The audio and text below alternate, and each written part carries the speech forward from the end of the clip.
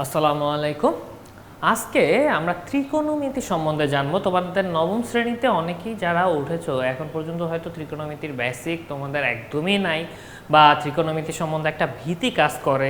এটা কিভাবে আসলো, কেন ইউজ হয়, এই রাশিগুলা কেন আসলো, বা ত্রিকোণমিতির 6টাই কেন রাশি, বা কোণের মান, এইসব ব্যাপারে আজকে একটা প্রাথমিক ধারণা তোমাদেরকে দেব। আচ্ছা, এটা তোমাদের চ্যাপ্টার 9 ত্রিকোণমিতিক অনুপাত।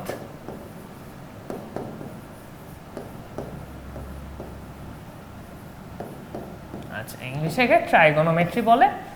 চ্যাপ্টার নাম ত্রিকোণমিতিক অনুপাত। এখন ট্রাইগোনোমেট্রি অ্যাকচুয়ালি গ্রিক শব্দ থেকে আসছে, ট্রাইগনমেট্রি।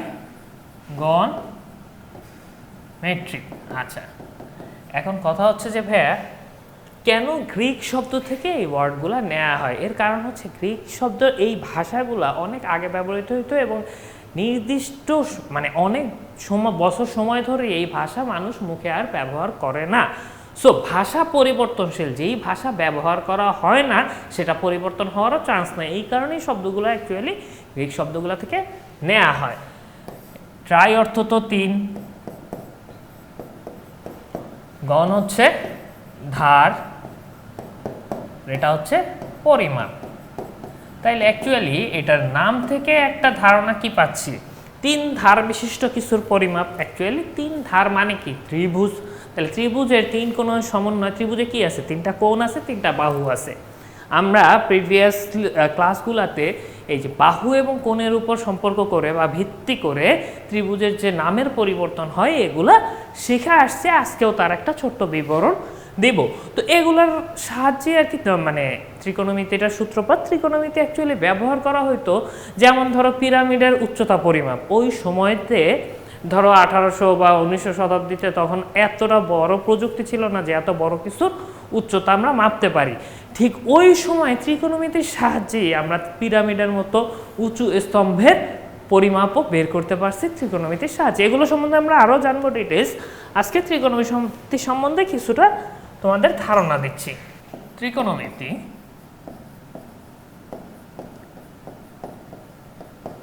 অ্যাকচুয়ালি আমরা এখানে সমকোণী ত্রিভুজ নিয়ে আলোচনা করব। সমকোণী ত্রিভুজ। আচ্ছা, সমকোণী ত্রিভুজে এটা 90 ডিগ্রি, এটা তো আমরা জানি। এক কোণ এক সমকোণ, তাই না? একটা ত্রিভুজের 3 কোণের সমষ্টি 180 ডিগ্রি।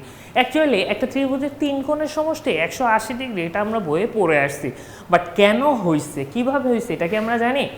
দেখো, খুব সহজ ব্যাপার। ধরো একটা চাঁদা এরকম না, পুরাটা মিলা 80 ডিগ্রি। আমি যদি এইখানে 3টা কোণ, একটা ধরো ত্রিভুজ বানাবা কাগজে, দেন কাটবা, 3টা কোণ কাইটা যদি বসাও দেখবে এইভাবে মিলে গেছে, 3টা টুকরা মিলে গেছে। মিললে কি 180 ডিগ্রি কোণ চলে আসছে। অ্যাকচুয়ালি তুমি আল্লাহর দুনিয়ায় যে কোনো ত্রিভুজের 3 কোণটা কাটলে অলওয়েজ এইরকম একটা শেপ আসবে, এবং এইটাই হচ্ছে কি একটা স্ট্রেট লাইন হচ্ছে কি 180 ডিগ্রি। তো এখন সমকোণী ত্রিভুজের সাহায্যে কিভাবে কি আসছে দেখো। সমকোণী ত্রিভুজের 3টা বাহু, 3টা বাহুর 3টা নাম আছে। এটা হচ্ছে কোণ থিটা, এটা অজানা কোণ, এটাও অজানা কোণ, এটাও অজানা। আমি এইটা যে কোনো একটা অজানা ধরে করতেছি। দেখো, কোণের বিপরীত বাহু অলওয়েজ লম্ব। সবসময় মনে রাখবা কি, কোণের বিপরীত বাহু লম্ব। যদি আর একটা চিত্র দেই, যদি এইটা কোণ হইতো তাহলে এটা হইতো লম্ব, এটা হইতো ভূমি, এটা হয়তো অতিভুজ। সব সময় মনে রাখবা বড় বাহুটাই কি অতিভুজ। আর এইখানে কোণ যেহেতু এটা, কোণের বিপরীত বাহু লম্ব, এইটা ভূমি, এইটা অতিভুজ।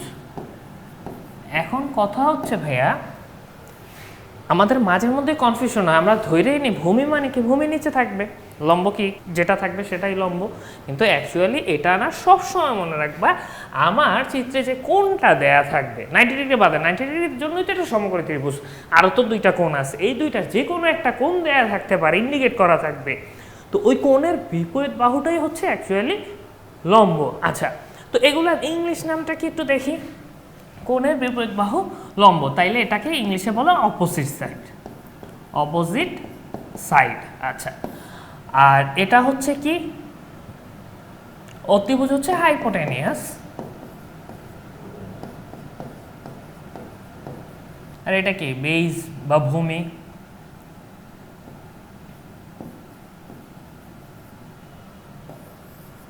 আচ্ছা, কোণের বিপরীত বাহু বলা হয় এটা লম্বকে, এবং ভূমিকে সন্নিহিত বাহু বলা হয়।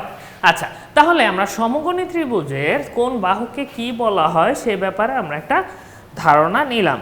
আচ্ছা দেখো, বেস, ভূমি, আবার একে আমরা অ্যাডজাসেন্টও বলতে পারি। আচ্ছা, তাহলে কি হচ্ছে, ইংলিশ টার্মগুলো আমাদের মনে রাখা প্রয়োজন, কারণ আমরা যখন জব সেক্টরে যাব বা অনার্স লেভেলে যাব তখন অ্যাকচুয়ালি আমাদের ইংলিশ ভার্সনেই পড়তে হয়, তখন এই টার্মগুলো আমাদের অতীব জরুরি। তাহলে এই জন্য লিখে দিলাম অতিভুজ হচ্ছে হাইপোটেনিয়াস, লম্ব হচ্ছে অপোজিট, আর ভূমি হচ্ছে অ্যাডজাসেন্ট। আচ্ছা, এবার দেখো ত্রিভুজের রাশি মানে ত্রিকোণমিতির রাশি কয়টা, ত্রিকোণমিতিক রাশি কয়টা?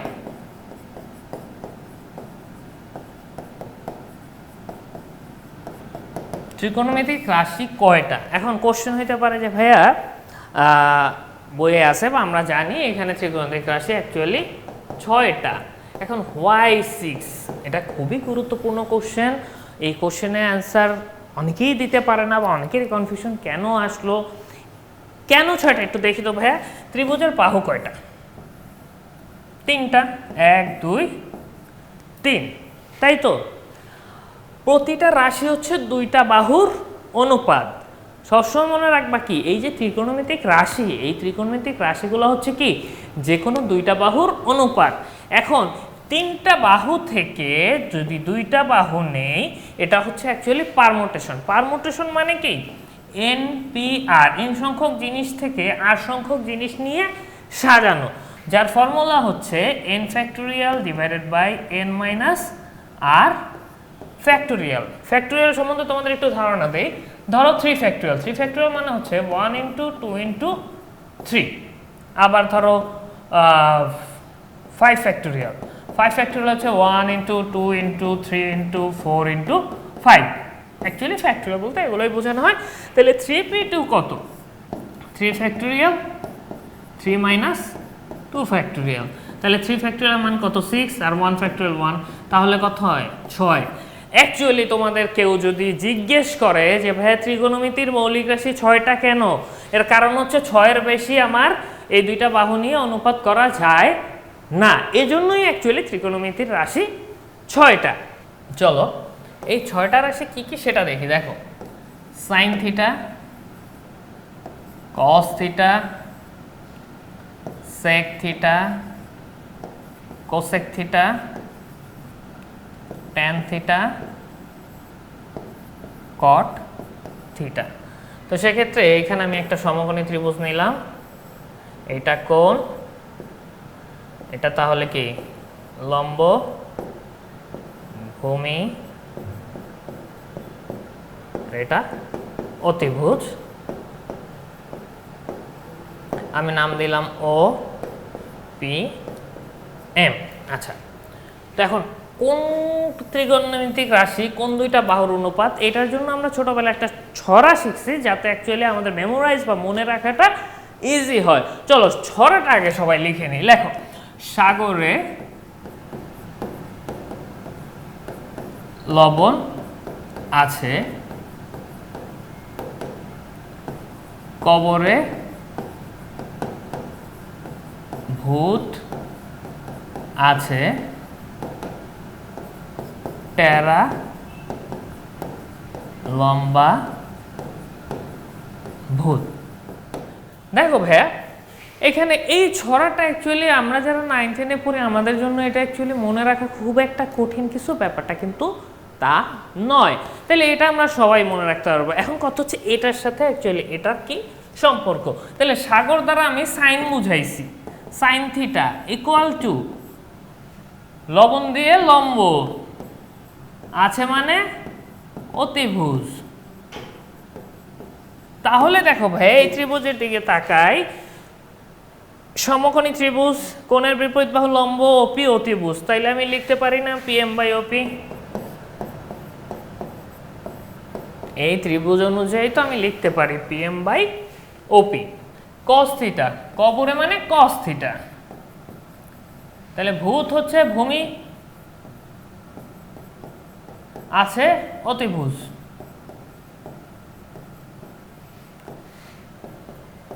ভূমি কি ওএম বাই ওপি। এরপর টেরা, ট্যান থিটা, লম্ব বাই ভূমি। তাহলে লম্ব কত? PM by OM.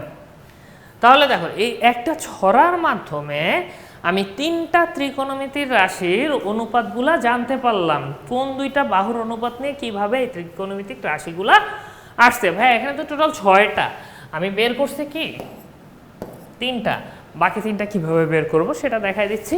তো ইম্পর্টেন্ট হচ্ছে এই ছড়াটা যদি মুখস্থ থাকে আমরা এই 3টা ত্রিভুজের অনুপাত কি, মানে 3টা ত্রিকোণমিতিক রাশির অনুপাত কি বের করতে পারবো না?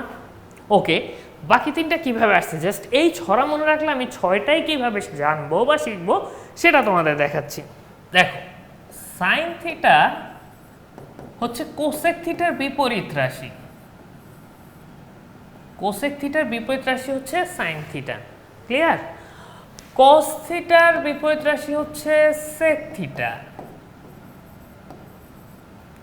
এবং ট্যান থিটার বিপরীত রাশি হচ্ছে কট থিটা। অ্যাকচুয়ালি এইটা আমাদের মনে রাখতে হবে, সাইনের বিপরীত রাশি হচ্ছে কোসেক, কসের বিপরীত হচ্ছে সেক, ট্যানের বিপরীত রাশি হচ্ছে কি কট। তাহলে ভাই দেখি কোসেক থিটা ইকুয়াল টু কি দাঁড়াচ্ছে।